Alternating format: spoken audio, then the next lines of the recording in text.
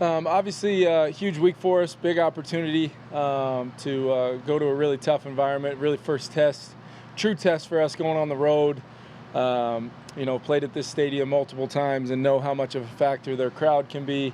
They're playing really good football right now, really tough outfit in all three phases. So we've got to have a great week of preparation, making sure we're ready to go, handling some different aspects of the plan this week, from the noise to obviously just in general, not being in your home environment. So it'll be big for our guys. Just to give you an update, Andrew Booth will not practice today. We're still working through his treatment every single day. He's around the clock right now, seeing where he's at, and I'll keep you guys posted as the week goes on, but expecting everybody else to practice today. You said early in the season you want Cousins to play with a quiet mind. Yeah. Like, how do you do that in that environment, Monday Night Football in Philadelphia? Yeah, I think I more so, when I say quiet in mind, it's really not the environment, it's really not the noise. It's kind of misleading. It's more of just what his job is, what we're asking him to do on a snap-to-snap basis, and then just how clear and concise I can be coaching him.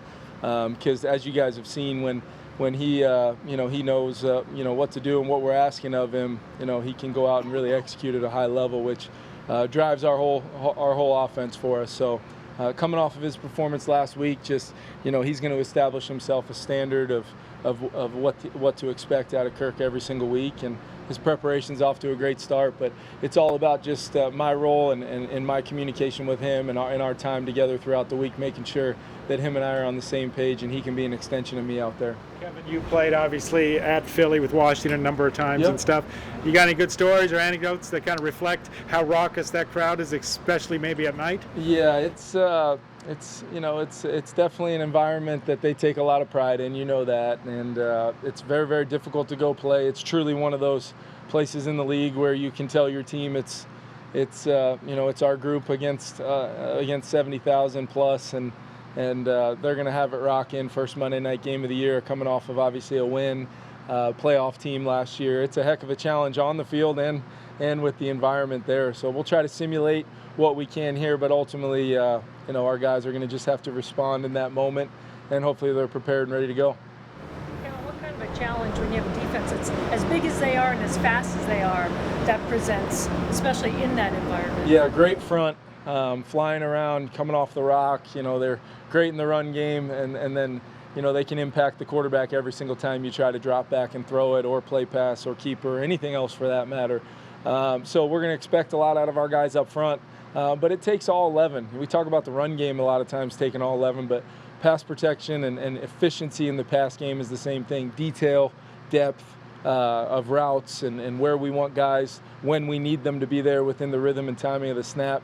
How we're going to protect, how we're going to have a plan based upon the different protections that we're in, ultimately to try to give Kirk the best possible chance to be clean back there. But ultimately, as he had to do even last Sunday against a really good defense, the expectation is, he's going to play with great pocket presence and poise, and it's our job to try to get him some folks that he can throw him the ball to in space.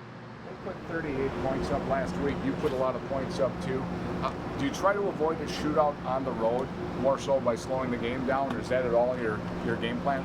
Yeah, I think every single week, Joe, is kind of its own entity. It's you look at what do you think it's going to take to win the football game, and present that to the team so they know the expectation, with always that asterisk of, hey guys, whatever happens, that ball could bounce funny early on. We've got to respond. I'm really looking forward to seeing our team do really two things this week. Can we handle the success and the things we did last week well while going on the road for the first time, and then ultimately, can we improve? There's some things me personally needed to, get cleaned up to make sure that we're at our best when it's required. And we've challenged our guys to have a great week of prep. Some of it goes hand in hand with what took place in the game last weekend. Some of it, is depths of the playbook that we'll apply based upon what we see fit this week. But I think you got to play it, based upon your football philosophy, and then ultimately respond if they're able to, cause us some adversity, which I fully expect, and really looking forward to see how our team responds to that. What kind of extra dimension does A.J. Brown give that offense? I mean, he's just an all-around player that I think he impacts the game so many ways. He's big and physical, but yet has really elite separation skills with a lot of different traits at the top of routes. He definitely dictates a lot of times to coverage, which then opens things up for, not only their run game, which is so difficult to defend, but they've got, some really great players around him, first-round picks and guys that ultimately can impact the game in those kind of one-on-one situations that, you're going to find yourself in sometimes, maybe a little bit more than you'd like just because of how you have to stop the run. So unbelievable challenge, and they've been able to run it efficiently, going back a long way now into last season, and now they've only added another dimension with adding AJ. Got a ton of respect for him and just the way they play offense. Their offensive coaches are, I know those guys pretty well. They're really smart. They know how to attack coverages, front structure. So we got our hands full dealing with that group for sure. Kevin, what's unique? What changes after week one once everybody puts a game on tape, especially if it's a team like yours where it's a brand new staff and scheme? Yeah, I think you go into week one and the expectation is, a lot of times you're just projecting what people may be projecting what we're going to look like on offense, defense, or special teams, but now there's real tangible evidence of some aspects of what we're doing that can be game planned and at least some focal points that people can make to try to take things away, players away. But in the end, if you've built it the right way, Kevin, it's one of those things where I'd like to think that, our offense is an evolving thing week to week where it's not so much the plays and the philosophy, but it's just the execution level of what we're asking our players to do, and it's on us to give them a clear plan. So, when they do execute what we ask them to do well, good things happen. But as always, it's about the process leading up to that, and then ultimately how do we respond if the result isn't exactly what we wanted. Kevin, what was your take on Jordan Hicks's first game? Obviously, team high 14 tackles is one thing that stood out. Yeah, I think he was, what jumped out at me was I expected him to be flying around, schematically sound, doing his job, working hand in hand with EK. We ask a lot out of those guys in our defense, but really, I really enjoyed the physicality he played with. He showed up to the ball, violently sometimes, and against those backs, that was a real point that we thought it would take to win the football game was, when they did get in space, when they did touch it in the pass game, could we be there to limit their impact? And, 14 tackles later, I thought, Jordan really put some good stuff on tape. There's always things as a defense as a whole, and Jordan would be the first one to tell you that we can do better, and that's the goal every single week is go out there, do whatever we have to do to try to win that football game, come back and evaluate it, and coach these guys up hard, and Jordan's one of our leaders. And expect him to lead the charge this week. What's unique about Jalen Hurts, maybe compared to some of the other running quarterbacks in the league? Yeah, first and foremost, he has the skill set to impact the game on the ground, but I don't think he gets enough credit for just what he's able to do with the football throwing it, and just his ability to attack all three levels of the defense, and do it with the way they package things together. He can impact the game in rhythm. He can impact the game off schedule, as everybody has seen, obviously. But then he is a major, major part of their run game. And I think the physicality probably would be the difference than some of the other, guys that have those skill sets in the league that can really change a game on one play. The physicality at which he runs the football with. I mean, there's times where they, you could tell by the scheme that they're running, they're blocking up everybody but the corner and leaving the corner, for the quarterback, which is pretty rare for a guy to then be able to, make that guy miss, go get the first down and line up and do it again. And his consistency to be able to do that on early downs, 2nd and 10, run the rock, get tackled, get up on a 3rd and 3 and be precise in the pass game. That's really what's impressive, his consistency. And then you can tell he's really assumed a leadership role in that organization. And I got a lot of respect for him. I've always, even dating back to when you studied him coming out. How about getting slimed in practice yesterday? Yeah, it was, that one, I found out, unfortunately, JJ didn't win the NFC Offensive Player of the Week through the league.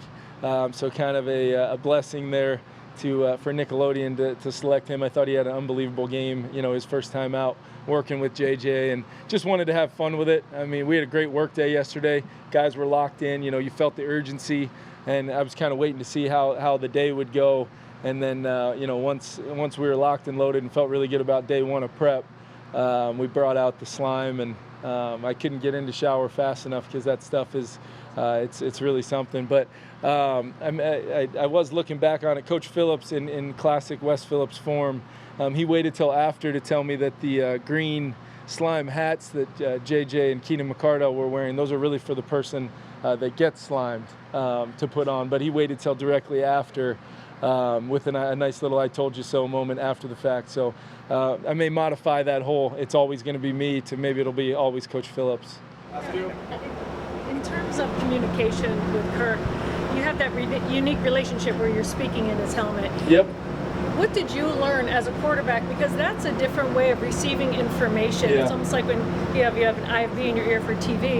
You have to keep his mind quiet, but you're going to be in a loud situation. How do you adjust that and get that cadence? Yeah, it's one of those things. It's funny, right? You say the goal is to have your quarterback play with a quieted mind, and then I'm screaming into his ear for 3.5 hours on Sunday. So you're exactly right. It's a great question, great point. Probably something I need to think about more with being a little selective with when the volume of my voice raises. But I know Kirk knows me well enough, and I think we formed a real relationship where it's not only what I'm saying. Sometimes it's how I'm saying it. Not every play call sounds the same. I could call the same play. And all the words can be the same, but the emphasis I put, on that at that point in the game, that situation down in distance, he can pick up on that and understand based upon a lot of the work we do ahead of time, meeting one-on-one, as the kind of game plan wraps up and making sure we're ironclad, locked and loaded. I think that's important. And those are the things that, I can be better at all times and try to match, our guys on the grass by being that, being that steady, focal point coming from the sideline. Maybe with the players, but definitely not our coaches. I had to apologize a couple times to those guys. From a quarterback, kind of like, Yeah. twins talk, what you mean? Yeah, I think it just eliminates some of the gray, which I think can be good sometimes because, you get, you act like you have all the time in the world, but by the time that play call goes in, the communication gets cut off at 15 seconds.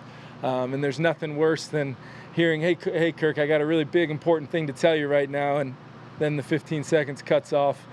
It's not a good feeling out there. So I try to be aware of that. I'm not always perfect with that, but like I said, reps for me and our group. But I'm really, really thankful that he's the guy wearing that helmet hearing my voice, as annoying as it may probably be sometimes. What didn't you like about your game yourself? You keep talking about cleaning things up and that things didn't go as smoothly for you. What didn't you like? It was just little things, even plays that were successful. Potentially when I got to certain things versus other times. How I kind of managed some of the types of plays I was calling at certain times in the game where I was kind of managing really our whole team, but at the same time understanding that there's a lot of things that I still wanted to call and a lot of ops that maybe I left on the call sheet. And some of our coaches might say that was a really smart thing, and some might say that, hey, let's keep hitting the gas and going. But ultimately, every situation will be treated as its own, having a feel for how our guys are playing in the three phases, and then ultimately making decisions based upon whether we go for it or not, play field position, ultimately try to capitalize on points when we can. We got a lot of confidence in our kicker and punter to either get points or play the field position game. So I feel like the decisions can really be met with as much data and analytics as we can require and need, but at the same time have a feel for making those decisions as well. It's just kind of across the board and will only improve with time. Thanks, everyone. Thanks, guys.